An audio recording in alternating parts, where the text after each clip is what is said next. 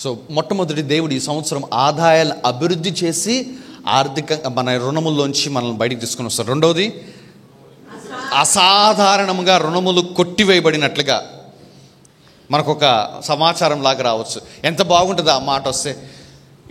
ఇది జరిగిద్దా పాషకండి? ఇది జరిగింది. చాలామంది జీవితాలలో దేవుడు చేశాడు.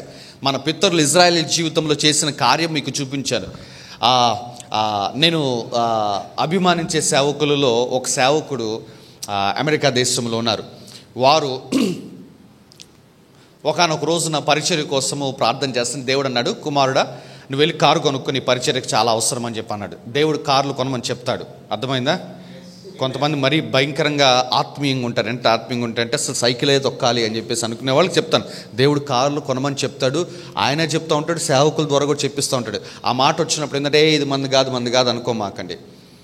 సో అట్లా సేవకుడికి దేవుడు మాట్లాడాడు, కారు కొనుక్కో, పలానా కారు కొనుక్కో అని చెప్పేసి కూడా చెప్పాడు. ఆ సేవకుడు కార్ షోరూమ్కి వెళ్ళాడు. కార్ షోరూమ్కి వెళితే పలానా కారు సెలెక్ట్ చేసుకొని ఉంటారు కదా, అక్కడ పనిచేసే వాళ్ళు ఉంటారు కదా, మొత్తం ఫార్మాలిటీస్ అన్న ఫిలప్ చేసేవాళ్ళు, వాళ్ళ దగ్గరికి వెళ్ళి కూర్చున్నట్టు. వాళ్ళు రెండు సార్లు కూర్చొని మీ బ్యాంక్ అకౌంట్ నెంబర్ చెప్పండి, మీ డీటెయిల్స్ అన్ని చెప్పండి అని చెప్పేసి రాసుకుంటే bank account number, security pin అంతా చెప్పండి. టైప్ చేసి చూడంగానే, సార్ ఈ కారు మీరు కొనటానికి మీకు లోను రాదు అన్నారు. ఎందుకు అంటే మీరు ఆల్రెడీ లోన్ తీసుకున్నారు అని చెప్పి అనిందంట. సో ఇప్పుడు మీకు ఈ కారు కొనుక్కునే ఆ పరిస్థితి ఉండదు, ఐఎమ్ సారీ అని చెప్పేసి ఆ యొక్క షోరూంలో పనిచేసే మేనేజర్ చెప్పినప్పుడు ఈ సేవకుడు భార్య అలాగే సోఫాలో అలా కూర్చున్నాడు. సేవకుడు మనసులో అనుకున్నాడంట, దేవా ఇప్పుడు నన్ను ఏం చేయమంటావు? నువ్వు కదా నన్ను పంపించింది, ఇప్పుడు నన్ను ఏం చేయమంటావు అంటే ఆ సేవకుడితో దేవుడు మాట్లాడిన మాట తెలుసా? నువ్వు సెలెక్ట్ చేసుకున్న కారు చుట్టూ 7 సార్లు నువ్వు నీ భార్య తిరిగి అన్నారట. This is happened. ఇంకా ఆ కారు దగ్గరికి వెళ్ళారు భార్య భర్తలు ఇద్దరు. తిరుగుతుంటే షోరూంలో ఉన్న వాళ్ళందరూ అనుకుంటున్నారు, పాపం కారు కొనలేక దాన్ని చూసుకొని ఆనందపడుతున్నారు అని చెప్పేసి పాపం వాళ్ళ ఆనందానికి వదిలేశారు. అట్లా 7 సార్లు తిరిగిన తర్వాత మరలా ఆ మ్యారేజ్ దగ్గరికి వచ్చేసి ఇప్పుడు ఒకసారి మరలా ప్రయత్నం చేయండి అని చెప్పన్నారంట. ఇప్పుడు ఆ సేవకుడు ఆ యొక్క మేనేజర్ మరలా ఆ అకౌంట్ నెంబర్ అంతా కొట్టంగానే లోన్ అంతా కట్టివేయబడినట్లుగా అతనికి ఒక సమాచారం ల్యాప్టాప్లో వచ్చింది.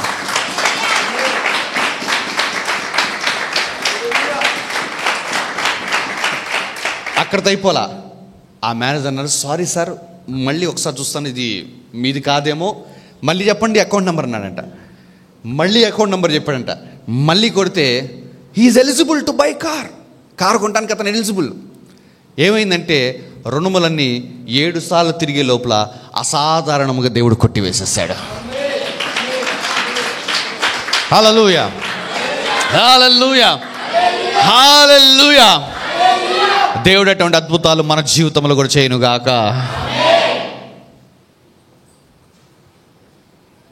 ఆ తర్వాత 3వది ఏం చెప్పాను? దైవిక సహాయం. ఎట్లా? ఇతరులను ప్రేరేపించి వాళ్ళు మన జీవితాల్లోకి వచ్చి మన రుణాలు వాళ్ళు కట్టేటట్టుగా దేవుడు కార్యం చేస్తాడు.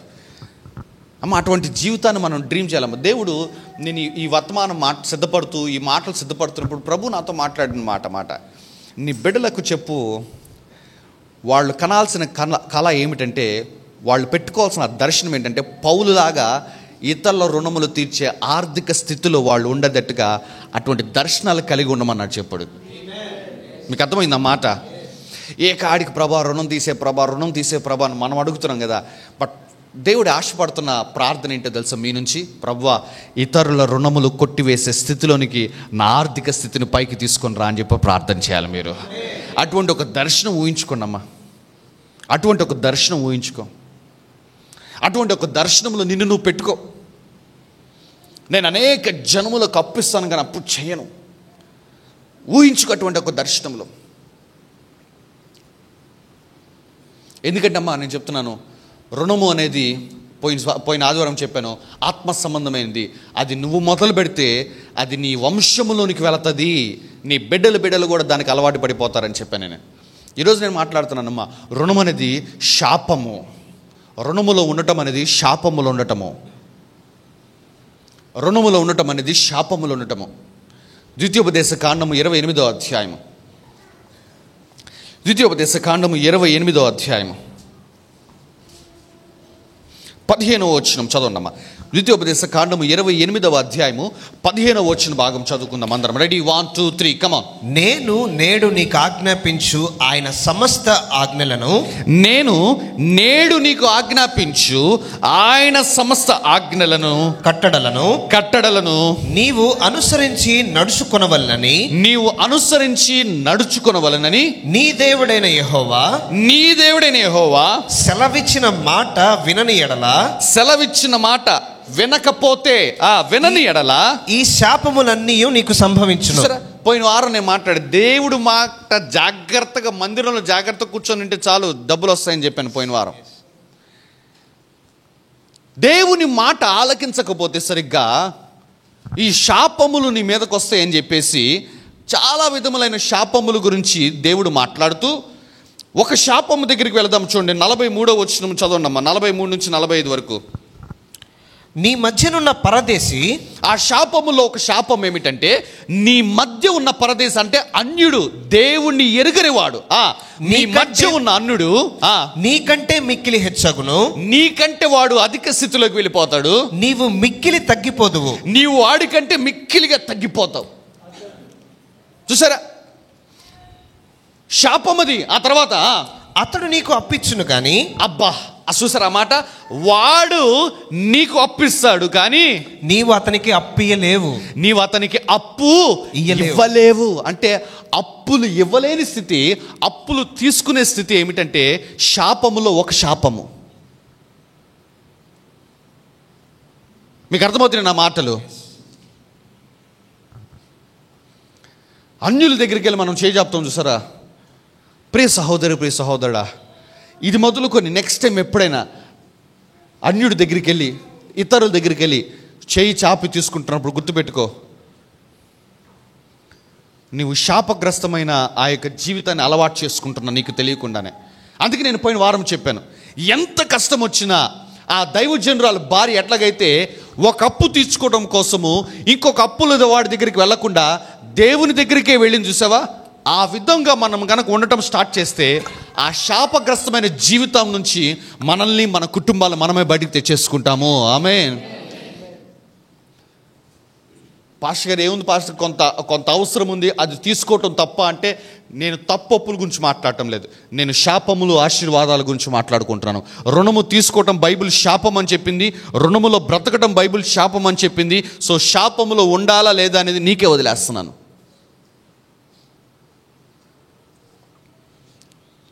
తర్వాత వచ్చిన చదవమ్మా. తర్వాత కంటిన్యూ చేయి. అతడు తలగా ఉండును, నీవు తోకగా ఉండువు. చూసావా, నీవు తోకగా ఉంటావు. నీవు నాశనము చేయబడు వరకు ఈ శాపములన్నీ నీ మీదకి వచ్చి ఈ శాపములన్నీ నీ మీదకి వస్తాయండి. చూసారా. సో అన్యుడు మనకంటే గొప్ప స్థితిలో ఉండటం అనేది ఎంత మాత్రము కూడా ఆశీర్వాదకరమైన స్థితి కాదమ్మా. నీకంటే సున్నతి లేనివాడు, రక్షణ పొందనివాడు ఘనమైన స్థితిలో ఉంటున్నాడంటే నువ్వు అర్థం చేసుకోలేవు. వాట్స్ రాంగ్ విత్ మీ, ఎక్కడ నాలో పాపం ఉన్నది, ఎక్కడ నాలో ఇది ఉన్నది దేవునికి వ్యతిరేకకరమైంది, ఎక్కడ తప్పు జరుగుతుందని నువ్వు గ్రహించుకొని ఆ తప్పును నువ్వు సరి చేసుకొని ప్రభుని అడగాల. ప్రభువా, అన్యుడి కంటే నేనే హెచ్చైన స్థితిలో ఉండాలి. ఎందుకంటే వాడిలో దేవుని ఆత్మ లేదు, వాడిలో దేవుడు లేడు. వాడే ఆ విధంగా ఉంటే దేవుణ్ణి కలిగి ఉన్న మనము, దేవుని ఆత్మను కలిగి ఉన్న మనము ఇంకే విధంగా ఉండాలి?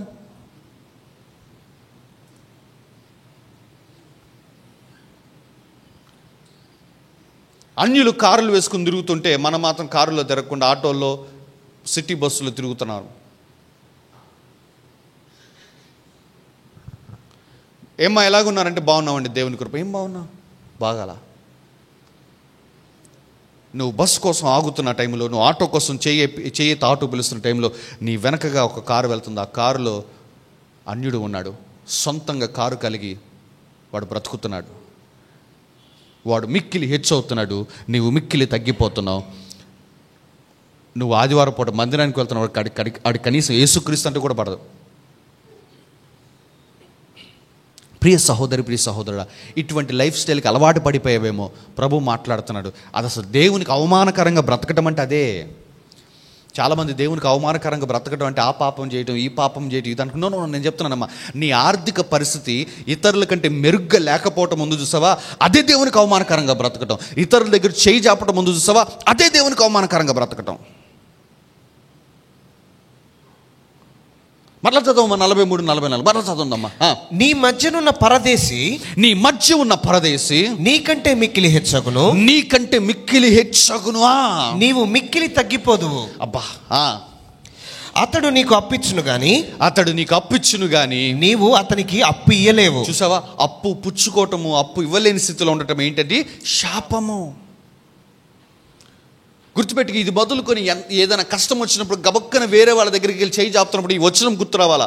అమ్మో, నేను శాపంలో పాలిపంపులు పొందుతున్నాను, నేను గనక రుణము తీసుకుంటే శాపంలో పాలిపంపులు పొందుతున్నట్లు లెక్క, నో అని చెప్పేసి వెనక్కి వెళ్ళిపో. ఎందుకంటే శాపగ్రస్తమైన జీవితము జీవించడానికి కాదు దేవుడు మనల్ని రక్షించింది. మన మీద దీవెన ఉన్నది, అబ్రహాము ఆశీర్వాదం అనుకున్నది. అబ్రహాము ఆశీర్వాదం ఏంటో తెలుసా? ఎన్నడూ అప్పు చేయకపోవటమే అబ్రహాము ఆశీర్వాదము. అబ్రహాము జీవితం అంతా చదవండమ్మా, ఈరోజు ఇంటికి వెళ్ళాక ఏ రోజు ఎప్పుడు కూడా ఇతరుల దగ్గరికి వెళ్ళి చేయి చాపలేదు.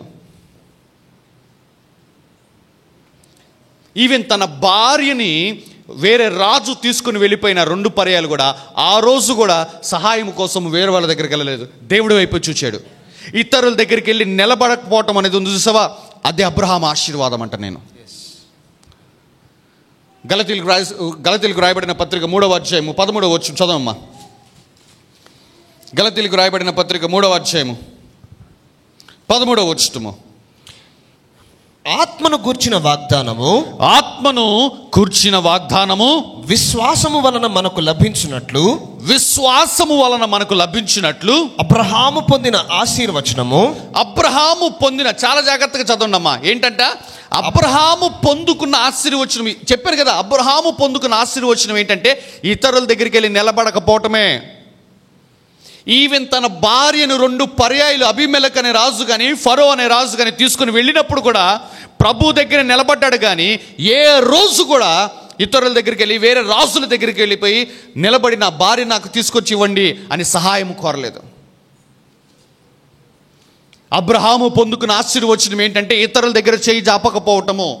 ఆ అబ్రహాము పొందిన ఆశీర్వచనము క్రీస్తు యేసు ద్వారా అన్య జనులకు కలుగుటకై. చూసారా, అబ్రహాము పొందుకున్న ఆ ఆశీర్వాదం అంట యేసు క్రీస్తు ద్వారా అన్యజనులకు కలుగుటకై. క్రీస్తు మన కోసము, మనమే అన్యజనులం అంటే ఎవరో కాదు, మనమే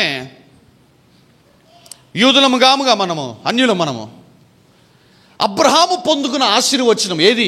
ఇతరుల దగ్గరికి వెళ్ళి నిలబడకపోవటము, ఇతరుల దగ్గరికి వెళ్ళి చేయి చాపకపోవటము. అటువంటి స్థితి అది అబ్రహాముకి దేవుడిచ్చిన ఆశీర్వాదము. ఆ ఆశీర్వాదం అంట మనకు కూడా దేవుడు ఇవ్వటానికంట క్రీస్తు మన కోసము శాపమై మన కొరకు మరణించంట. ఈ ఉదయకాల సమయంలో నేను చెప్తున్నానమ్మా, ఇతరుల దగ్గరికి వెళ్ళి నిలబడకపోవటము, ఇతరుల దగ్గరికి వెళ్ళి చేయి జాపకపోవటం అన్న స్థితి మనకి ఉండాలి అంటే యేసు క్రీస్తుతో మనము అత్యధికంగా సహవాసము చేయాల్సిందే. ఎందుకంటే యేసు క్రీస్తు ద్వారానే ఆ ఆశీర్వాదం వచ్చింది కాబట్టి దేవునితో సహవాసం ఉండాలి. ఎవరన్నా ఇంకా సొంత రక్షకుడిగా యేసుక్రీస్తుని అంగీకరించకుండా, మారు మనసు పొందకుండా, బ్యాప్టిజం తీసుకోకుండా ఉన్నట్లయితే ఈ ఆశీర్వాదానికి నువ్వు ఇంకా చాలా దూరముగానే ఉన్నావమ్మా. ఈ ఆశీర్వాదం నువ్వు పొందుకోవాలి అంటే అది 30% అన్నా, 60% అన్నా, 100% అన్నా, ఈ ఆశీర్వాదంలో కొంచెమైన నువ్వు పాలుపంపులు పొందాలి అంటే యేసుక్రీస్తును నువ్వు నీ హృదయంలో కలిగి ఉండి రక్షించబడి ఉంటేనే ఈ ఆశీర్వాదం నువ్వు పొందుకుంటావు. ఎందుకంటే నేను చెప్తున్న మాటలు కాదు, ఇది వాక్యము చెబుతున్న మాటలు. అబ్రహాము పొందిన ఆ ఆశీర్వచనం అంట క్రీస్తు ద్వారా అన్యజనులకు కలుగుటకై క్రీస్తు మన కోసము శాపమై మనలను. ధర్మశాస్త్రం యొక్క శాపము ఏంటి? ఆ ధర్మశాస్త్రం యొక్క శాపం అంటే అప్పులు చేయటము, మనకంటే పొరుగువాడు పైకి లేవనెత్తబడటము, మనకంటే అన్యుడు గొప్పగా ఉండటము, వాడి దగ్గరికి వెళ్ళి మనం నిలబడి అప్పులు తీసుకోవటము. ఇదే ధర్మశాస్త్రం యొక్క శాపము. ఆ ధర్మశాస్త్రం యొక్క శాపము నుంచి ఏంటంట మనలను విమోచించాడు. ప్రియ సహోదరి, ప్రియ సహోదరుడా, 2000 సంవత్సరాల క్రితమే యేసుక్రీస్తు ఏం చేశాడంటే నిన్ను నీ రుణముల్లోంచి, నువ్వు రుణము తీసుకునే ఆ స్థితిలో నుంచి దేవుడు నీకు, నాకు, నీ కుటుంబానికి, నా కుటుంబానికి విమోచన అనుగ్రహించేశాడు. Come on now, give God some praise. Come on. హల్లెలూయా, హల్లెలూయా. దేవుడు ఆల్రెడీ మనల్ని విమోచించేశాడని చెప్పేసి వాక్యంలో రాయబడింది. కాబట్టి ఇప్పుడు విశ్వాసంతో దాన్ని పొందుకోవాలంతే. విశ్వాసంతో, ప్రభువా నువ్వు నన్ను ఆల్రెడీ విమోచించేశావు. ఆ శాపం ఏది? అప్పులు చేసే శాపము. ఏది? నాకంటే నా పొరుగువాడి కంటే నేను తక్కువ స్థితిలో ఉండే ఆ శాపం, దానిలో నుంచి ఆల్రెడీ నువ్వు నాకు విమోచన ఇచ్చేసావు, ఆల్రెడీ నన్ను విడిపించేశావు. ప్రభువా విశ్వాసంతో నేను దాన్ని పొందుకోవడానికి నాకు సహాయం చేయ ప్రభా అని విశ్వాసంతో ముందుకెళ్ళటమేనమ్మా. నువ్వు ఈ వచనాన్ని ధ్యానిస్తున్న కొలది, ఈ వచనాన్ని నమ్ముతున్న కొలది, ఈ వచనాన్ని ప్రార్థనలో ఎత్తిపడుతున్న కొలది నీ స్థితి క్రమక్రమముగా మెరుగుపడుతుంది. ఆమేన్. ఇది నా మాట కదమ్మా, గాడ్ హ్యాస్ స్పోకెన్. నేను ప్రభుని అడిగాను, ప్రభు ఓవర్ నైట్లో జరిగిపోతుందా నీ బిడ్డల జీవితంలో? దేవుడు అన్నాడు, నో. వారి విశ్వాసము ఎదుగుతున్న కొలది, వారి విశ్వాసము వృద్ధి అవుతున్న కొలది వారి యొక్క ఆర్థిక పరిస్థితి వృద్ధి అవుతుంది అన్నాడు ప్రభు. ది రెస్టోరేషన్ సెంటర్ చర్చ్లో ప్రతి ఒక్కరితో మాట్లాడుతున్నాను. నీ ఫెయిత్ డెవలప్ అవుతున్న కొలది నీ ఆర్థిక పరిస్థితి డెవలప్ అవుతుంది. నీవు నీ విశ్వాసాన్ని వృద్ధి చేసుకోకపోతే ఇప్పుడు ఎలాగున్నావో అలాగే ఉంటాయి. ఇంకా చెప్పాలంటే మిక్కిలి తగ్గిపోతాం. ఇంకా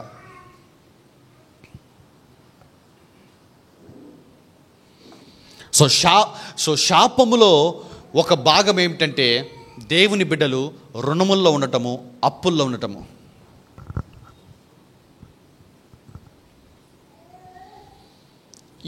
ఈరోజు కానీ లేదు ఈ వారంలో మీరు ఈ పాటకు చేసి ఉండాలమ్మా.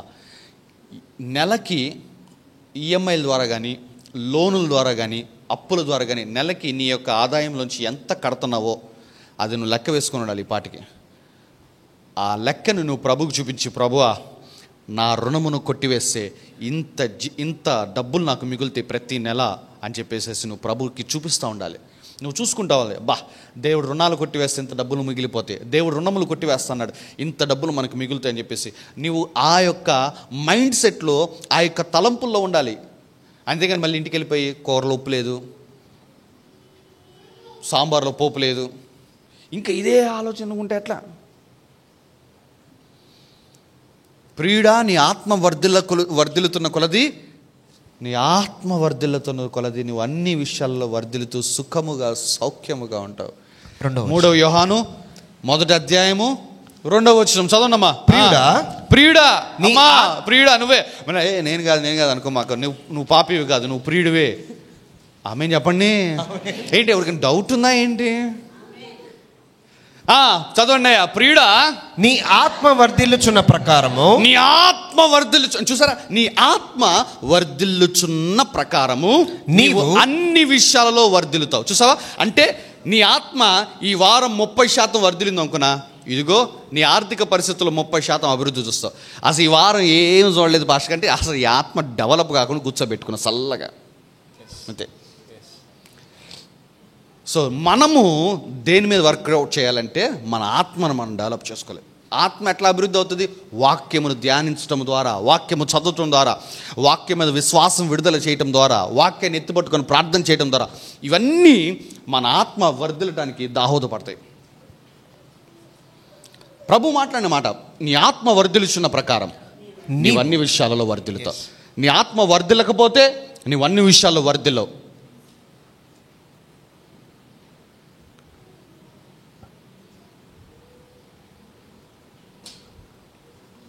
సో రుణముల్లో ఉండటం అనేది ఎంత మాత్రము కూడా ఆశీర్వాదం కాదమ్మా. రుణములలో ఉంటున్నాము అంటే కొంత గొప్ప ఆ శాపము మన మీద పనిచేస్తుంది, ఆ శాపంలో మనం పాలుపంపులు పొందుతున్నామని చెప్పేసి ఈ ఉదయకాల సమయంలో ప్రభు మాట్లాడాడు. 2000 సంవత్సరాల క్రితమే మనలందరినీ ప్రతి విధమైన రుణములో నుంచి దేవుడు కొట్టివేసేసాడు మనలందరినీ. నమ్ముతున్నవి ఈ మాట? పాపాలని క్షమించేశాడంటే క్రైస్తవులతో వచ్చిన తంటేంటో తెలుసా? పాపాలని క్షమించాడంటే నమ్ముతాం, రుణాలను దేవుడు కొట్టివేశాడంటే ఇదేంటి, ఇది ఎక్కడ తెలుసు అనుకుంటారు. కొలసీలకు రాయబడిన పత్రిక 2వ అధ్యాయము ఐ థింక్ 13 అనుకుంటా. వ్రాతరూపకమైన ఆజ్ఞల వలన మనకు విరోధముగా ఉంటుంది చూడయ్యా. కొలసి ఆంటీ హెల్ప్ మీ, ఎన్నో వచ్చినము 2వ అధ్యాయము 13వ వచనం. 13వ వచనమేనా? ఎస్, నేను రైట్. అయితే మరియు అపరాధముల వలనను శరీరమందు సున్నతి పొందక ఉండుట వలనను మీరు మృతులై ఉండగా దేవుడు వ్రాత రూపకమైన ఆజ్ఞల వలన మన మీద రుణముగాను, మన మీద ఎట్లాగుందంట? రుణముగా మనకు విరోధముగాను, మనకు ఎట్లాగుందంట? విరోధముగా ఉండిన పత్రమును మేకులతో సిలువకు కొట్టి దాని మీద చేవ్రాతను తుడిచివేసి మనకు అడ్డము లేకుండా దానిని ఎత్తివేసి. అసలు అక్కడ వరకు చాలా. దేవుడు రాత రూపకమైన ఆజ్ఞల వలన మన మీద రుణముగా, మనం కట్టాల్సిందిగా రుణముగా, మనకు విరోధముగా ఉండిన ఆ యొక్క అప్పుల పత్రాన్ని మేకులతో సిలువ కొట్టి దాని మీద చేవ్రాతను తుడిచివేసి, పాషకి ఇదంతా పాపాల గురించి అంటే నువ్వు పాపం దగ్గర అట్టి పెట్టావు, నేనేమంటానంటే దాన్ని నా అప్పుల దగ్గర కూడా తీసుకుని వెళ్ళాను నేను. నా ఆత్మ అట్లా వర్ధిల్లింది, అక్కడే ఆగిపోలా.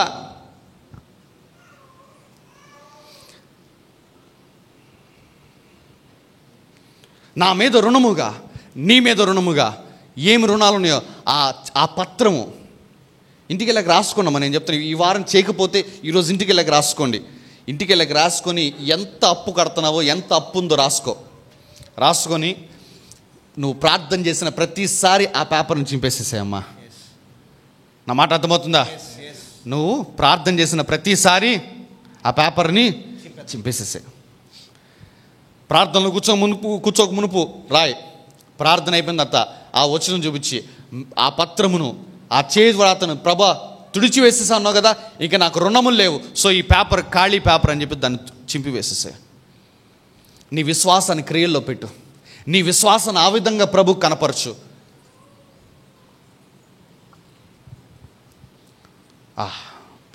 నేను చెప్తానమ్మా, ఖచ్చితంగా కొద్ది రోజుల్లోనే నువ్వు ఒక శుభవార్త వింటావు.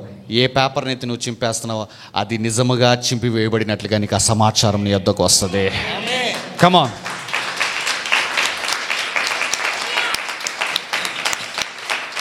Hallelujah. Hallelujah. Hallelujah. ఏ విధంగా మనం రుణముల నుంచి బయటికి రావాలో మాట్లాడతాను. 3 విషయాలు. మొట్టమొదటి విషయము ద్వితీయోపదేశకాండము 15వ అధ్యాయం. ద్వితీయోపదేశకాండము 15వ అధ్యాయము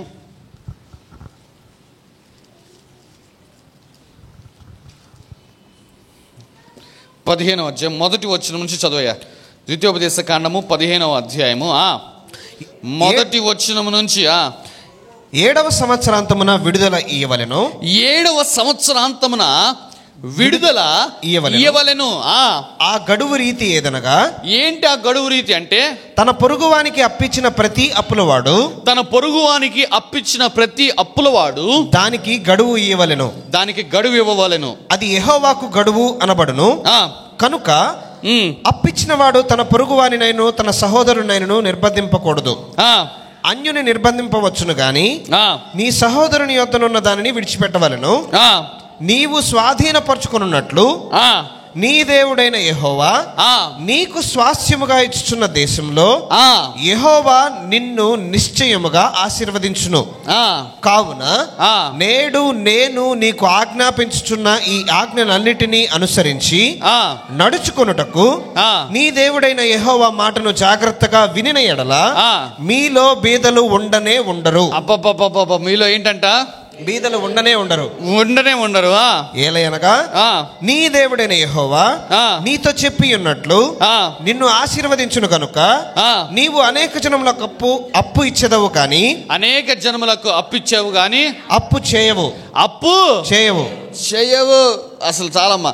దేవుడు ఏమంటానంటే ఇశ్రాయేలు ప్రజలకు చెప్పాడు, అప్పు ఎవరైనా తీసుకుంటే ఆ అప్పుల వాడికి దేవుడు చెప్పాడు, ఆ అప్పు ఇచ్చిన వాడికి దేవుడు చెప్పాడు 7 సంవత్సరములే గడువు పెట్టు. 7వ సంవత్సరంలో వాడు అప్పు చెల్లించలేదు అంటే వాడి యొక్క పరిస్థితి అర్థం చేసుకో. వెళ్ళు, వాడు నిజంగా కడు దరిద్రుడైపోతే ఇదిగో ఆ 7వ సంవత్సరం నువ్వేం చేయాలంటే వాడు అప్పు క్షమించాలని చెప్పేసి దేవుడు ఖచ్చితమైన ఆజ్ఞ ఇచ్చాడు.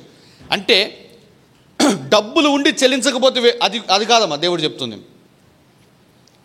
నిజంగానే డబ్బులు లేక నిజంగానే వాడు కడు దరిద్రుడైపోయి యూదుడైనప్పటికీ కూడా వాడి పరిస్థితి బాగా పోతే ప్రభు చెప్పిన మాట ఏమిటంటే, ఆ అప్పు ఇచ్చిన వాడికి చెప్పిన మాట ఏంటంటే, 7వ సంవత్సరము నీవు వాడిని క్షమించేసేసి వాడి రుణములను వదిలేసేసేయాలి అని చెప్పేసి ప్రభు చెప్పాడు. 7వ సంవత్సరం. సో ప్రతి 7 సంవత్సరాలకి ఇజ్రాయెల్ ప్రజలకు ఏం జరుగుతుందంటే, డెట్స్ క్యాన్సిల్ అయిపోతున్నాయి, రుణములు కొట్టివేయబడుతున్నాయి ప్రతి 7 సంవత్సరాలకి.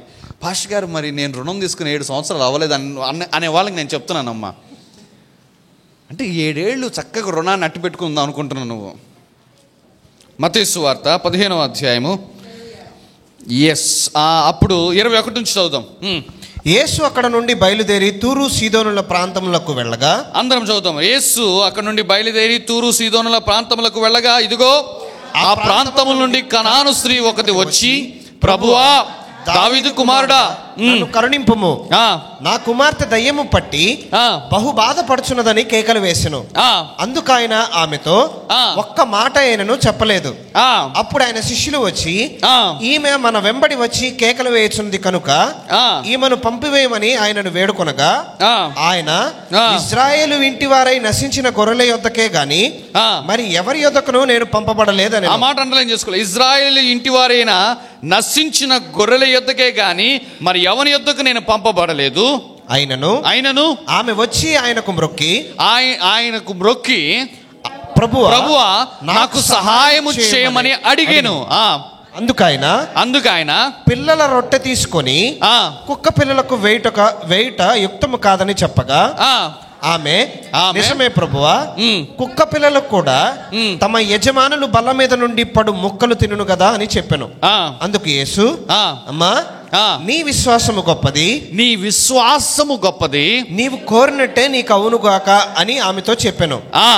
ఆ గడియలోనే ఆమె కుమార్తె స్వస్థత నొందెను. చూడండి, ఇక్కడ ఏమైందంటే, ఒకానొక దినమున ఒక అన్య స్త్రీ, తూరు సీదోనుల ప్రాంతం అనగా యూదురాలు కాదు, ఒక గ్రీసు దేశస్తురాలు, ఒక స్త్రీ యేసుక్రీస్తును గురించిన సమాచారం విని యేసుక్రీస్తు దగ్గరికి పరుగున వచ్చేసి, అయ్యా, నా కుమార్తెకు దయ్యము పట్టింది, నా కుమార్తెకు స్వస్థత కావాలి, నా కుమార్తెకు విడుదల కావాలంటే యేసుక్రీస్తు ప్రభువారు అన్న మాట తెలుసా, ఇదిగో పిల్లలు తింటుంది, కుక్కలకి నేను వేయను. అంటే ఎందుకు ఆ మాట అన్నాడంటే, యేసుక్రీస్తు ప్రభువారు చనిపోయేంత వరకు ఇదిగో సువార్త యూదుల వరకే ఉండాలి, అద్భుతాలు యూదుల వరకే ఉండాలి.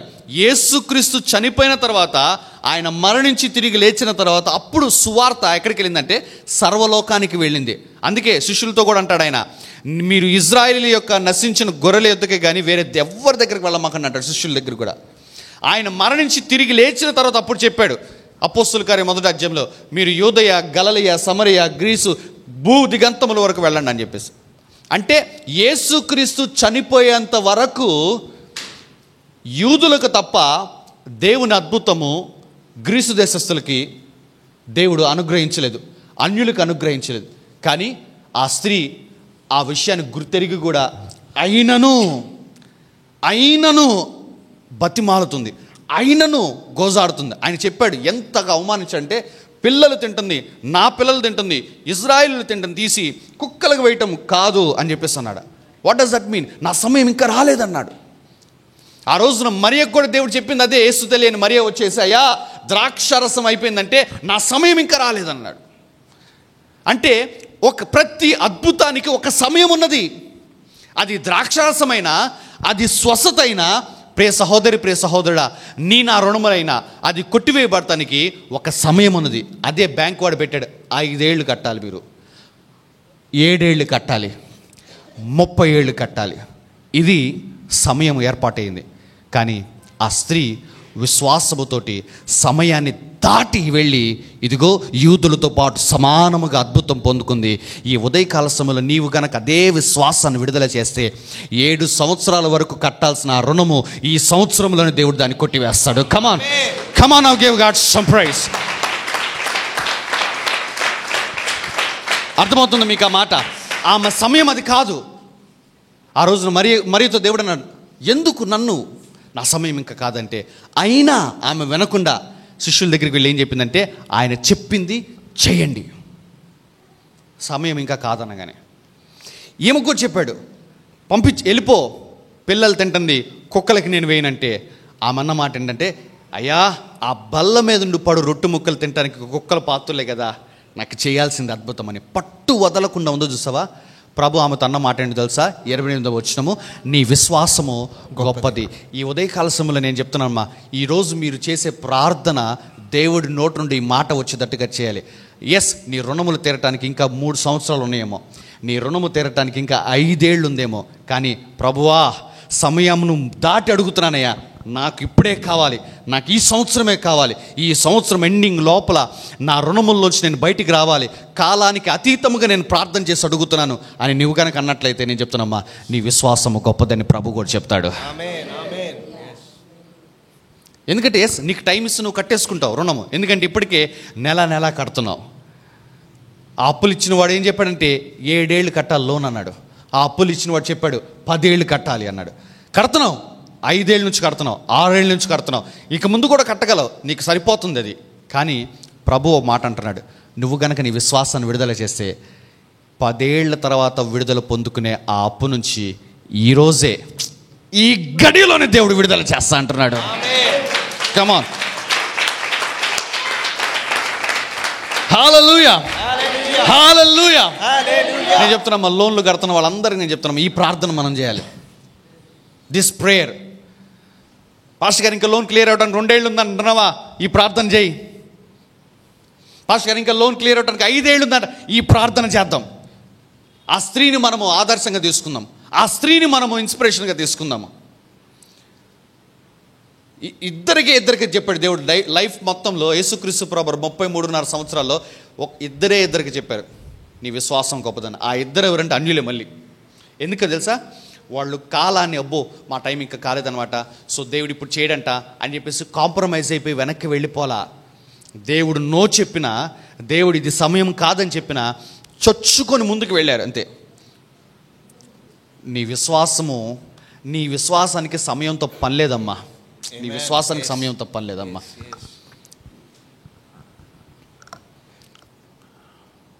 ఒక గొప్ప దైవజనుడు ఏమన్నా తెలుసా? విశ్వాసము ఫెయిత్ ఈజ్ ఒరిజినల్ టెక్నాలజీ అన్నాడు. అసలు సిస్సలైన పరికరము, అసలు సిస్సలైన టెక్నాలజీ అంటే ఏమనాలయా? పరిజ్ఞానం ఏదైనా ఉందంటే అది విశ్వాసమే. ఆ విశ్వాసము మనుషుల్ని కదిలించిద్ది, పరిస్థితులను కదిలించిద్ది, దేవుణ్ణి కూడా కదిలించిద్ది. సో దేవుణ్ణి సహితము కదిలించే విశ్వాసమే అసలైన పరికరము, అసలైన పరిజ్ఞానం అని చెప్పేసి గొప్ప దైవజనుడు చెప్పిన మాట. Faith is a original technology. Facebook కాదు. ఫేస్బుక్ అక్కడెక్కడ ఉన్న మనిషిని ఇక్కడ కలుపుతుంటే అబ్బా ఏం టెక్నాలజీరా, అమెరికాలో ఉన్న ఆయనతో నేను చాట్ చేస్తాను అనుకుంటున్నావు, సింగపూర్లో ఉన్న వాళ్ళతో నేను చాట్ చేస్తాను అంటున్నావు. ఫేస్బుక్, వాట్సాప్ చూసి హే నీకు ఇంకో టెక్నాలజీ చూపిస్తాను. ఫెయిత్ అది దేవుణ్ణి కూడా కదిలిస్తుంది నీ జీవితంలోనికి.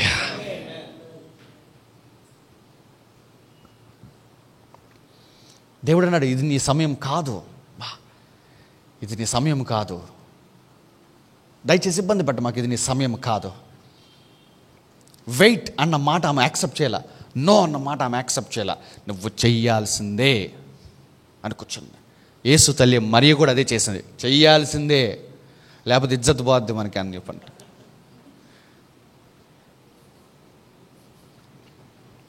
నేను చెప్తున్నా ఎస్, నిజంగానే అవమానం. మనము రుణముల్లో ఉండటము, రుణములు కట్టుకుంటూ ఉండటం అనేది దేవునికి అవమానకరమైన జీవితాలు జీవిస్తున్నట్టు మనం. అది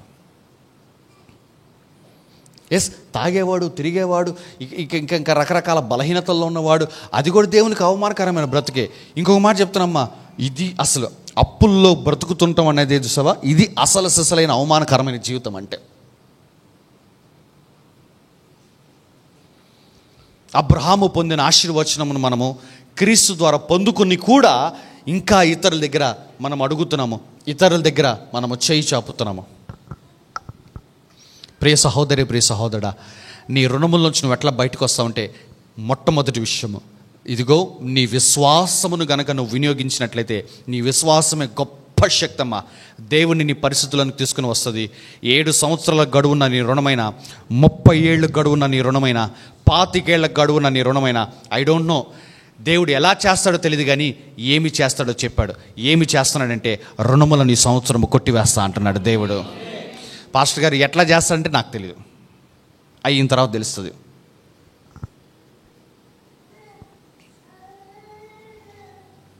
అని నేను ఈ మాట బట్టి సంతోషపడుతుంటే ప్రభు అప్పుడు అన్న నాతో మాట, నువ్వు ఈ మాట చెప్పి వాళ్ళని చల్లబెట్టమాక, వాళ్ళు ఉండాల్సిన జీవితం ఏంటంటే ఇదిగో అనేక జన్మల రుణములు కొట్టివేసేలాగా ఒక పౌలులాగా వాళ్ళు లేవాలి అని చెప్పేసి అన్నాడు. ఒకసారి వెళ్దామా? ఫిలోమోను దగ్గరికి వెళ్ళండి ఒకసారి. ఫిలోమోనుకు రాసిన పత్రిక మొదటి అధ్యాయము 18-19 వచనాలు. ఫిలోమోనుకు రాసిన పత్రిక మొదటి అధ్యాయము 18-19 వచనాలు చదవండమ్మా. అతడు నీకు ఏ నష్టమైనను కలుగు చేసిన ఎడల, నీకు ఏమైనా రుణమున ఎడల అది నా లెక్కలో చేర్చు. అసలు ఈ బ్రదర్ గారు ఎవరున్నారు తెలిసి? బ్రదర్ గారు జైల్లో ఉన్నాడు. ఇతను బయటికి తీసుకుని రాలేడు. ముందు ఇప్పుడు ఇతనికే ఒకళ్ళు ఏంటది పూచీకత్త ఏదో అంటారుగా. నేను ఎప్పుడు వెళ్ళలేదు జైలుకి, అందుకే అడుగుతున్నాను, నాకు తెలీదు. నేనే చెప్తాను అంటే నేను వెళ్ళినట్టుగా ఇక దేవుని మహాకృపను బట్టి వెళ్ళను కూడా. అతడు నీకేమన్నా నష్టమైనను కలుగు చేసిన ఎడల, అబ్బా నష్టము కలిగి చేసిన ఎడల, నీకేమైనా రుణమున్న ఎడలను, నీకేదైనా రుణమున్న ఎడల అది నా లెక్కలో చేర్చును. అది నా లెక్కలో చేర్చు. పౌలను నేను, అస్సలు అబ్బా ఆ మాట ఎట్లా ఉంటుంది చూసారా? పౌలను నేను నా స్వహస్తముతో ఈ మాట వ్రాయిచున్నాను, అది నేనే తీర్తును. నేను తీరుస్తాను. అంటే పౌలు 2 అంగీలు ఉన్న పౌలు తెలుసు, లేమిలో ఉన్న పౌలు తెలుసు, ఇతరుల అప్పులు తీర్చే స్థితిలో ఉన్న పౌలు కూడా తెలుసు మనకి. దేవుని సేవ చేస్తానమ్మా, దేవుడు మనల్ని పెట్టే స్థితి ఇట్లా ఉంటుందమ్మా. మీకు అర్థమవుతున్నాయి ఆ మాటలు? ఒకసారి ఈ మాట దగ్గరికి వెళ్దాము. యేసుక్రీస్తు ప్రభు శిష్యులతో చెప్పిన మాట, అధ్యాయము లూకాసు సువార్త 22వ అధ్యాయము ఎన్నో వచ్చిన అంటే 35. చదవమ్మా. మరియు ఆయన సంచియు జాలయు చెప్పులను లేకుండా, సంచి జాల కనీసం చెప్పులు కూడా లేకుండా నేను మిమ్మల్ని పంపినప్పుడు మీకేమైనాను తక్కువాయనా అని వారిని అడిగినప్పుడు వారు ఏమీయు తక్కువ కాలేదని. ఏంటంట? ఏమీయు తక్కువ కాలేదు. పరిచర్యకి దేవుడు పంపిస్తే ఎట్లా పంపించాడంటే, దేవుడు వీళ్ళకి అసలు చెప్పులు లేకుండా కూడా పంపించాడంట. నువ్వు పరిచర్య చేస్తే నీకు ఏమీ తక్కువ కాకుండా చూసుకునే బాధ్యత నాది అని ప్రభు చెప్పాడు అక్కడ. If you are man with the purpose, if you are women with the purpose, నీవు దేవుని రాజ్య సంబంధిగా దేవుడి కోసం బ్రతుకుతున్న నీతో నేను మాట్లాడుతున్నాను. ఒకవేళ ఇక్కడ ప్రతి ఒక్కరికి మాట చెప్తానమ్మా, దేవుని కోసం నువ్వు బ్రతికితే వన్ ఆఫ్ ద వేస్ సమృద్ధిగా బ్రతకడం గురించి మాట్లాడుతున్నాను, ఐశ్వర్యంతో బ్రతకడం గురించి మాట్లాడుతున్నాను. ఏమీ లోటుపాట్లు లేకుండా బ్రతికే జీవితం కొరకు చెప్తున్నానమ్మా.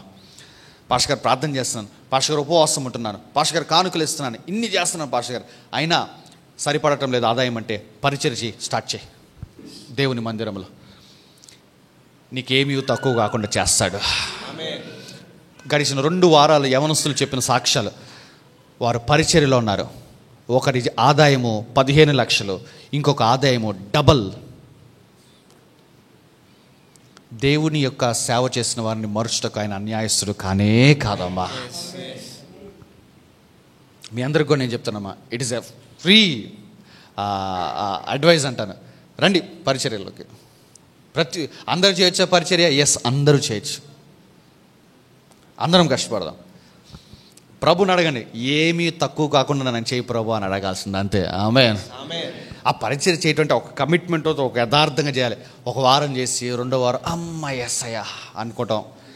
ఈ 2వ వారం ఎవరో బ్రదర్ ఏదో అంటారు, మీ పైన మీకు ఒకళ్ళని పైన పెడతాం, ఆ పైన వాళ్ళు ఏదో అంటారు, ఏంది చేయటం సరిగ్గా చేయమాక అని ఏదో గదవటం జరగ, ఇంకమ్మటే మొహాలు అంతా ఎంటగా అయిపోతే నల్లగా అయిపోతాయి మొహాలు. ఇంకా మేము చెయ్యం, మమ్మల్ని అంటున్నారు, మమ్మల్ని ఇట్టన్నారు.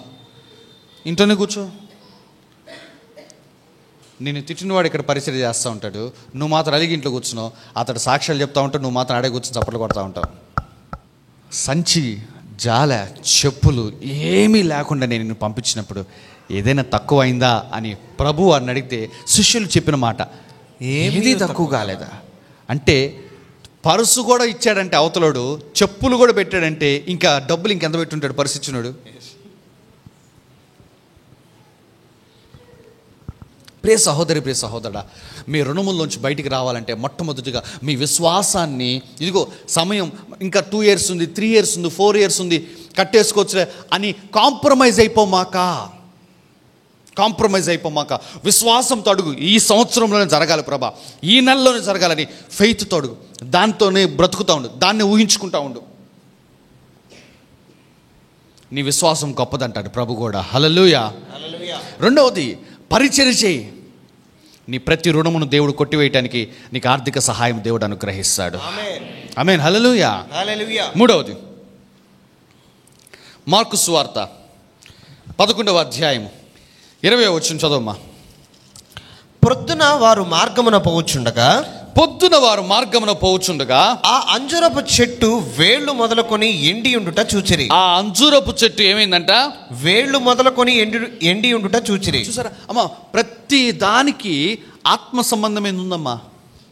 చాలామంది గవర్నమెంట్ వాళ్ళు ఏం చేస్తున్నారంటే, ఫర్ సపోజ్ ఎగ్జాంపుల్గా అనుకుందాం, టెర్రరిస్టులతోటి పోరాడటానికి వాళ్ళు వేరులతో డీల్ చేయటంలా.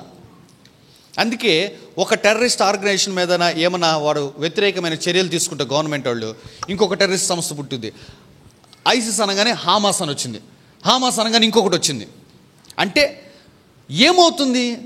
గవర్నమెంట్ ఫెయిల్ అవుతుందా? కాదు, వారు సరిగ్గా డీల్ చేయటంలో ఒక పరిస్థితితోటి. యేసుక్రీస్తు ప్రభువారు మనకు చెప్పారమ్మా. అమ్మ నేను చెప్తున్నామా, కేవలం రుణములే కాదు, ఈ లోకంలో ఉన్న ఏ పరిస్థితికైనా మనము జవాబు చెప్పగలం. ఎందుకంటే మనలో దేవుడు ఉన్నాడు. ఏ పరిస్థితినైనా వేర్లతో సహా మనం డీల్ చేయగలం. యేసుక్రీస్తు ప్రభువారు ఆ రోజున శిష్యులతో చెప్పిన మాట అదే. ఆ అంజూరపు చెట్టు కాయలు లేకపోవటం చూసి ప్రభువు దానిని శపించాడు. ఎప్పుడైతే అది శపించబడిందో, ఇదిగో వేరు నుంచి ఎండుకుపోయిందంట. ఈ రోజు నుంచి మీరు చేయాల్సిన పని ఏమిటంటే, నెంబర్ 2, ఇదిగో నీ జీవితంలో ఉన్న రుణముని శపించాలి ఈ రోజు నుంచి మీరు. ఎందుకంటే అది ఇంకా విస్తరించకూడదు, అది అక్కడితోనే ఆగిపోవాలి, చనిపోవాలి అంతే. ఆ రుణము అన్న ఆత్మను నీవు యేసు నామం పేరట ప్రతి ఉదయము, ప్రతి మధ్యాహ్నము, ప్రతి సాయంత్రము, ప్రతి రాత్రి నువ్వు శపిస్తూ ఉండు. ఎప్పటి వరకు శపించాలి అంటే, ఆ రుణము అన్న ఆత్మ వేర్లతో సహా నీ జీవితంలో ఎండిపోయేటట్టుగా. ఎందుకంటే దానితో నువ్వు సరిగ్గా డీల్ చేయలేదు అనుకున్నా, మాటికి నిన్ను ప్రేరేపిస్తూ ఉంటుంది. చక్కగా నీ ముందు అప్పులు ఇచ్చేవాడు కనపడతా ఉంటాడు, చక్కగా బండి వేసుకుని కనపడతా ఉంటాడు. అడుగుదాం, భలే బలహీనత చేయి లాగేస్తూ ఉంటుంది. ఆ బలహీనతలోంచి బయటికి ఎట్లా వస్తుందో తెలుసా? నువ్వు ఆ రుణము అన్న ఆత్మను వేర్లతో సహా నువ్వు ఎండింప చేస్తే నువ్వు శపించాలమ్మా. మీరు భూలోకంలో దేన్నైతే బంధిస్తారో అదేమైంది పరలోకంలో బంధించబడుతుంది. సో మొట్టమొదటి విషయము, రుణములోంచి మనం ఎట్లా బయటకు వస్తామంటే మన విశ్వాసాన్ని వాడాలి. ఫస్ట్ థింగ్, రుణములోంచి మనం ఎట్లా బయటకు వస్తాము అంటే పరిచర్య చేయటము ద్వారా. మూడోది, రుణముల నుంచి ఎట్లా బయటకు వస్తాము అంటే ఇప్పుడు ఉన్న రుణాలని శపించటము ద్వారా. నాలుగోది, రుణములలోంచి ఎట్లా బయటకు వస్తామంటే ఆ రుణములతోటి మనం మాట్లాడటం ద్వారా. మార్కు సువార్త 11వ అధ్యాయము 23వ వచనం చదవండమ్మా. మార్కు సువార్త 11వ అధ్యాయము 23వ వచనము. ఎవడైనను ఈ కొండను చూచి నీవు ఎత్తబడి సముద్రములో పడవేయబడమని చెప్పి తన మనస్సులో సందేహింపక తాను చెప్పినది జరుగునని నమ్మిన ఎడల వాడు చెప్పినది జరుగునని. అబ్బా చూసారు, ఇక్కడ చాలా మందికి ఇక్కడ కూడా అర్థం చేసుకోరమ్మా. దేవుడు చెప్తే జరిగిద్ది బ్రదర్, దేవుడు చెప్తే అరే బాబు, దేవుడు చెప్తే జరిగిద్ది కాదు, నువ్వు చెప్తేనే జరిగిద్ది. అది దేవుడి మాటల మీద ఎంత నమ్మకం పెట్టుకున్నావో, దేవుని వాగ్దానాల కార్డుల మీద ఎంత నమ్మకం పెట్టుకున్నావో, ప్రియ సహోదరి, ప్రియ సహోదరుడా, తాను చెప్పింది జరుగునని నమ్మితే వాడు చెప్పింది జరిగిద్ది. నీవు నమ్మి పలికితే అది ఏ మాట అయినా సరే అది నెరవేర్పులోనికి వస్తుంది. ఎందుకంటే దేవుని మాటలు దేవుని నోట్లో ఎంత శక్తివంతమైందో, దేవుని మాటలు నీ నోటిలో నా నోటిలో కూడా అంతే శక్తివంతంగా ఉంటాయమ్మా. మరలా చదవమ్మా. ఎవడైనను ఈ కొండను చూచి, ఈ రుణమును చూచి, నువ్వు ప్రతిరోజు ఇంకా పేపర్ పెట్టడమే ప్రేయర్లో, ఈ రుణమును చూచి నీవు ఎత్తబడి సముద్రంలో పడవేయబడు. నజరేయుడైన యేసు నామమున నీవు నా జీవితంలోంచి తొలగిపోవాలి, నువ్వు ఎత్తబడాల్సిందే, నువ్వు నా జీవితంలోంచి వెళ్ళిపోవాల్సిందే అని తన మనస్సులో సందేహింపక, అస్సలు ఇదే మనకి ఫస్ట్ థింగ్, సందేహం ఉండకూడదు. నేను చెప్తే జరిగిద్దా బ్రదర్ అంటే, చెప్తున్నా నువ్వు చెప్తేనే జరిగింది. ఇక నీ రుణం కోసం కూడా నేను ఇంటికి రావాలా ఏంటి?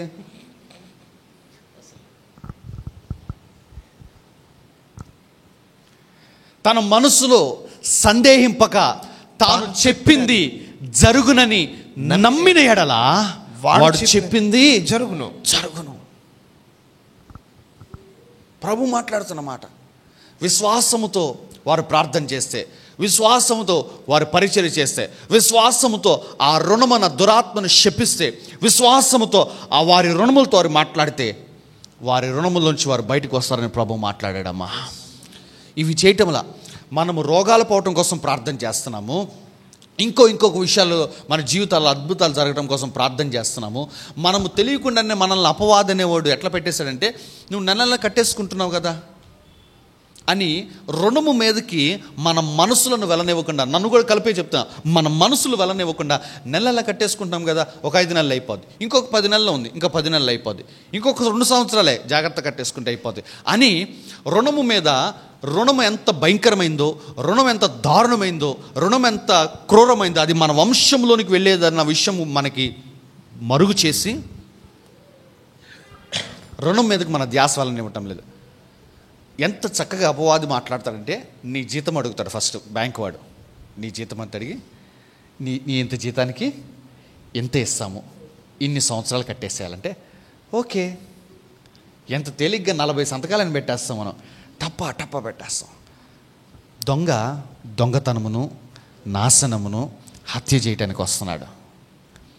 ఒక తీయని మాటలు, గొర్రెబొచ్చు కప్పుకున్న తోడేళ్ళలాగా అపవాది మాట్లాడుతున్నాడు.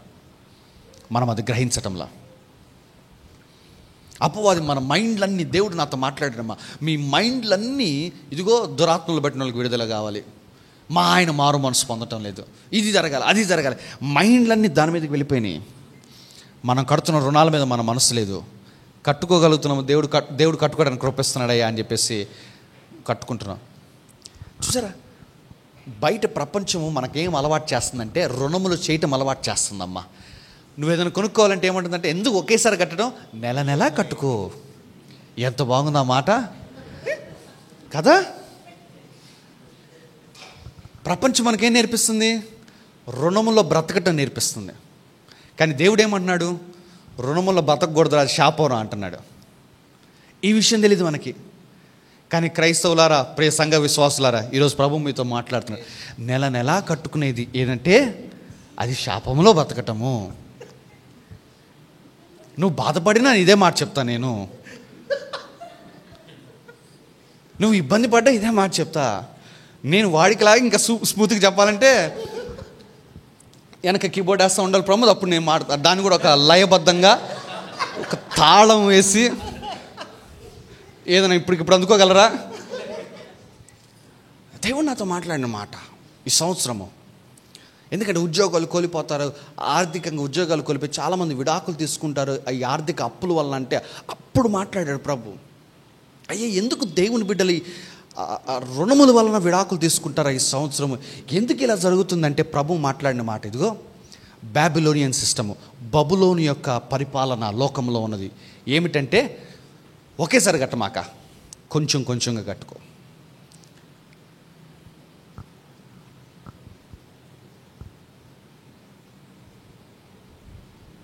అంటే ప్రపంచం మనకేం అలవాటు చేస్తుందంటే అప్పుల్లో బ్రతకటం అలవాటు చేస్తుంది. ఆ లైఫ్ స్టైల్కి అలవాటు పడతాం. మన పిల్లలు కూడా రుణములు చేసుకుంటూ, ఆ రుణములు చూడండి, ఒక చిన్న వస్తువు కొన్నా కూడా ఎంత చక్కగా మనకు వస్తుందంటే, 1000 రూపాయల వస్తువు అయినా సరే నెలకు 30 కట్టండి అన్నట్టు వస్తుంది. 1000 రూపాయలు ఉంటాయి, జోబులో ఉన్నాయి, కానీ నెలకు 30 కట్టవచ్చు కదా అనుకుంటాం. కొంతమందికి భలే జబ్బు, అది అసలు జబ్బు అనుకోవాలో ప్రీతి అనుకోవాలో, ఇంకా మనందరికి అర్థమయ్యే భాష చెప్పాలంటే అనుకోవాలో తెలియదు. కానీ అసలు ఏది దువ్వెను కొన్నా కూడా ఈఎంఐలు పెట్టేవాళ్ళు ఉంటారమ్మా. వాడు చెప్పటం కూడా, దానికి కూడా నువ్వు నెల కడితే సిబిల్ స్కోర్ పెరిగిద్ది. అది కూడా ఎందుకు పెరిగిద్ది? దానికి కూడా లోనే నీకు. అంటే ఒక పెద్ద లోన్ తీసుకోవడానికి నువ్వు చిన్న లోన్లు అలవాటు చేస్తున్నావు. నీ చేత లోన్లు అలవాటు చేపించి ఆ లోన్లకు వచ్చే ఇంట్రెస్టులతోటి కొన్ని సంస్థలు పబ్బం గడుపుకుంటున్నాయి. మీకు అర్థమవుతుంది నా మాటలు? నీకు లోన్లు అలవాటు చేసి నువ్వు అన్ని లోన్లు తీసుకునేటట్టుగా నిన్ను ప్రేరేపించి అబ్బా నీ మైండ్ సెట్ మొత్తం మార్చేస్తారు. ఈఎంఐ అన్న మైండ్ సెట్ బలంగా నీ లోపలికి ఎక్కేసేసి ఇంకా వాడు పని చేయటంలా. వాడు చక్కగా కూర్చేసుకుని కూర్చుంటున్నాడు, వాడు చక్కగా ఫ్లైట్లో తిరుగుతున్నాడు, వాడు చక్కగా విమానాలు కొనుక్కుంటున్నాడు, వేరే దేశాలతో వారి భార్య బిడ్డలతో వెళ్తున్నాడు. ఎవరు డబ్బులు అయింది తెలుసా? నువ్వు ఆ నెలలో ఎవరైనా మీ ఇంట్లో మీ ఆవిడో మీ అన్నయ్యో మీ చెమ్ముడో మీ చెల్లో మీ అమ్మ వచ్చి సరే మాకేదో కనిపించంటే ఈఎంఐ కట్టాలాగమ్మా అంటాం.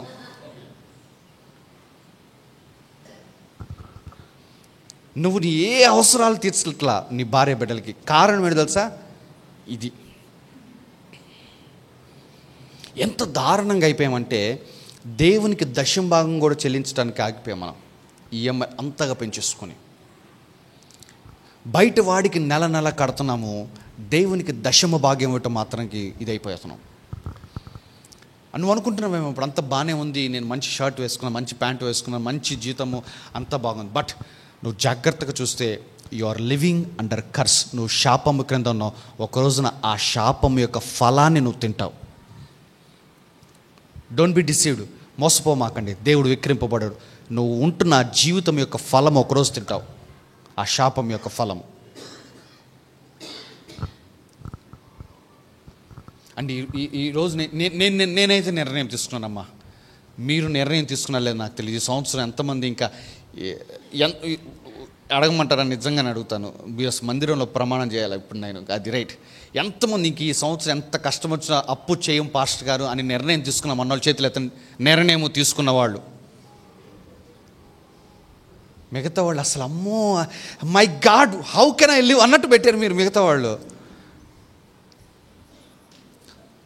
చేతులు ఎత్తిన వాళ్ళందరినీ దేవుడు సహాయము చేసి వారి రుణముల్లోంచి వారిని బయటకు తీసుకొని వచ్చును గాక. ఇప్పుడు మిగతా వాళ్ళు ఎత్తుతున్నారు చేతులు. మీ మీ మీ యాక్షన్ నాకు తెలుసు. ఎంత పెద్ద భారం ఏమైనా వేసాడమ్మా దేవుడు. ఎంత చిన్న భారం. ద్వితీయోపదేశకాండకు వెళ్ళండి, ఒక మాట చూపిస్తాను. ఎంత తేలికపాట భారమే. ఏంటంటే ఇంక రుణం చేయమాకండ్రా అన్నాడు దేవుడు. అంతే. అది నేను ఏర్పరిచిన జీవన విధానం కాదు. నేను ఏర్పరిచిన జీవన విధానం ఏంటంటే నా మీద ఆధారపడాలి, నేను ఇచ్చినప్పుడు తీసుకోవాలి. అది నేను ఏర్పరిచిన జీవన విధానం అయితే మనుషుల మీద ఆధారపడుతున్నాం మనం. దేవుడు అనుకున్న జీవితం ఒకటి, మనం జీవిస్తున్న జీవితం ఒకటి. ద్వితీయోపదేశకాండము 30వ అధ్యాయము 11 నుంచి 14 వచనాలు చదవండమ్మా. నేడు నేను నీకు ఆజ్ఞాపించు ఈ ధర్మమును. అమ్మ ఒకటే చెప్తాను, నేడు నేను నీకు ఆజ్ఞాపించు ఈ ధర్మం ఏంటంటే ఇంకా నువ్వు అప్పు చేయమాకన్న ధర్మము గ్రహించుటకు నీకు కఠినమైంది కాదు. ఎందుకు కొన్ని చేతులు దిగిని ఇందాక అమ్మ అప్పు చేయొద్దు అంటున్నాడు. పొరపాటుని ఇక్కడ ప్రమాణం చేసామంటే ఎట్రా బాబు అన్నాడు. కఠినమైంది కాదు, దూరమైనది కాదు, అసలు దూరమైంది కూడా కాదు. మనము దానిని విని గైకొనున్నట్లు ఎవడు ఆకాశమునకు ఎక్కిపోయి మన యొద్దకు దాన్ని తెచ్చును. అబ్బో అదేదో చేయలేంది అన్నట్టుగా, ఏదో అక్కడెక్కడో అన్నట్టుగా ఆకాశంకి ఎవడు ఎక్కిపోయి తెస్తాడు దాన్ని అని నీవు అనుకొనుటకు అది ఆకాశమందు ఉండునది కాదు. మనము దాని విని గైకొనున్నట్లు ఎవడు సముద్రము దాటి మన యొద్దకు దాన్ని తెచ్చును అని నీవు అనుకొననేలా అది సముద్రపు అద్దరి మించినది కాదు. నీవు దానిని అనుసరించుటకు ఆ మాట నీకు బహు సమీపముగానున్నది. నీవు అనుసరించుటకు ఆ మాట నీకు ఎక్కడుంది? ఏంటి ఆ మాట?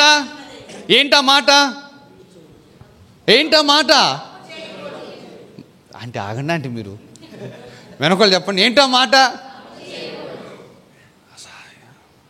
తప్పు చేయొద్దు కాదు, అప్పు చేయొద్దు. తప్పు చెప్తున్నావు పాస్టర్ అన్నట్టు ఉన్నారు వీళ్ళు. అసలు నేను రైటే చెప్పా. నీవు దానిని అనుసరించుటకు ఆ మాట నీకు బహు సమీపముగా ఉన్నది. అసలు ఇంక నుంచమ్మా మీరు ఎప్పుడన్నా ఎవరి దగ్గర ఇంకా చెయ్యి జాపుతున్న టైంలో నేను గుర్తు రావాలి మైండ్లో. బహు సమీపముగా.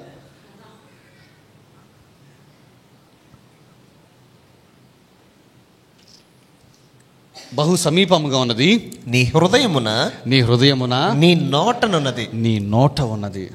ఇక అది నువ్వు మనసులో నిశ్చయం చేసుకోవాలమ్మా, నీ హృదయంలో నిశ్చయం చేసుకొని నువ్వు పలుకుతూ ఉండాలి. ఇకను నేను అప్పు చేయను, నేను అప్పు ఇస్తాను కానీ అప్పు చేయను, నేను అప్పు ఇస్తాను కానీ అప్పు చేయను. నీ హృదయంలో పెట్టుకోదాన్ని ఆ మాట, ఆ తీర్మానం తీసుకో. చేసావు, ఇప్పుడు వరకు చేసామా, అలవాటు పడిన లైఫ్ స్టైల్ చాలమ్మా. 2025 మన లైఫ్ స్టైల్ని దేవుడు మారుస్తున్నాడు. ఆమేన్. We are going back to Bible, not Babylonian. మనము బబులోను దగ్గరికి వెళ్ళటం లేదు కానీ బైబిల్ యొక్క జీవన విధానానికి వెళ్తున్నాము.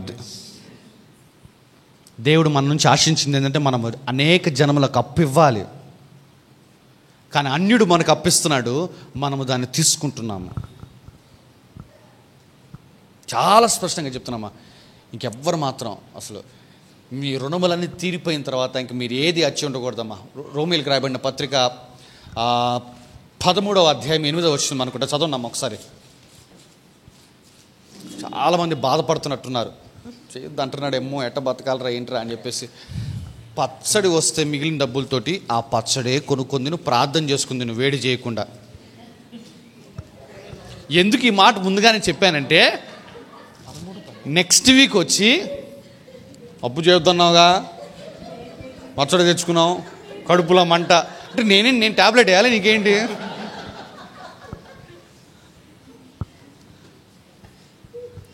అందుకే అంటే నా మాట కంప్లీట్గా చెప్పాలి కాబట్టి వేడి చేయకుండా చేయమన్నాను. చదువు. ఒకరినొకడు ప్రేమించట విషయంలో తప్ప, మా చదువుతున్నారా? అది అసలు ఆజ్ఞ. ఒకరినొకడు ప్రేమించుట విషయంలో తప్ప మరి ఏమియు ఎవరికి అచ్చి ఉండవద్దు, ఎవరికి అచ్చి ఉండవద్దు. ఇది దేవుడు మనకిచ్చిన ఖచ్చితమైన ఆజ్ఞ. ప్రేమించడం అనే అప్పు తప్ప ఇంకే అప్పు ఉండకూడదు, ఏ లోన్ ఉండకూడదు. అరే ఆమె చెప్పండు.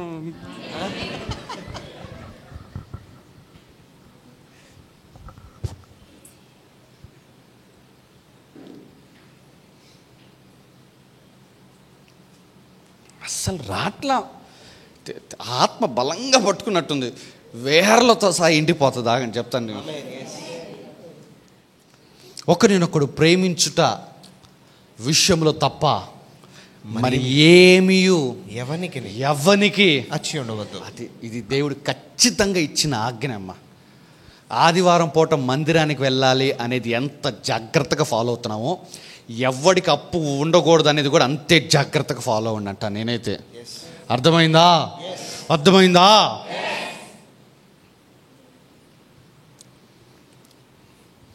ఈ సంవత్సరం ఎండింగ్ లోపల మీరందరూ సాక్ష్యాలు, రుణాలన్నీ అయిపోయినాయి పాస్టర్ అని చెప్పలేదంటే ఒకటే అర్థమమ్మా, నువ్వు ప్రార్థన చేయలేదు, నువ్వు విశ్వాసం విడుదల చేయలేదు, లైట్ తీసుకున్నావు, అంతే.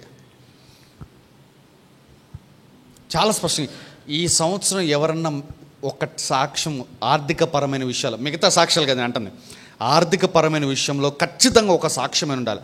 ఆదాయమైన అభివృద్ధి అయినట్టు సాక్ష్యం ఉండాలి, లేదా రుణములు కొట్టివేయబడ్డట్టు అనే సాక్ష్యం ఉండాలి.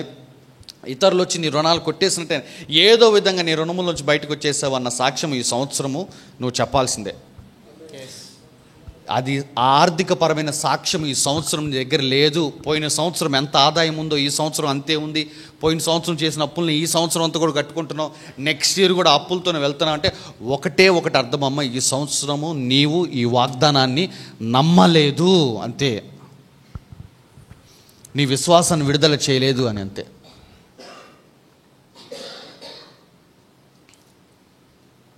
హల్లెలూయా, హల్లెలూయా, హల్లెలూయా. ఒకటే ఈ సంవత్సరం ఎండింగ్కి ఇంకా చెప్పాలి, ఇంకేదన్నా అప్పు ఉందంటే ప్రేమించడం అన్న అప్పు తప్ప ఇంకేం లేదు నాకు అని చెప్పాలి అంతే. మీ ఫ్రెండ్స్ వచ్చి అడగాలి, అసలు ఏంట్రా ఏంట్రా అసలు నువ్వేంటారు ఇంత ప్రశాంతంగా ఉంటున్నా అంటే, నాకు ఉందిరా అప్పు అనాలి. ఏంటి అప్పు అంటే ప్రేమించడం అప్పు తప్ప ఇంకేం లేదురా అని చెప్పాలంతే. ఎవరన్నా ఇంకో చెప్తున్నా, సోదకులు భలే వస్తారు, అసలు నువ్వు ఇంకా అప్పు చేయను అని కూర్చోగానే నీ ఆఫీసులో నీ పక్కనే కూర్చుంటాడు, బ్రదర్ 0% ఇంట్రెస్ట్ అంట తెలుసా అంటారు.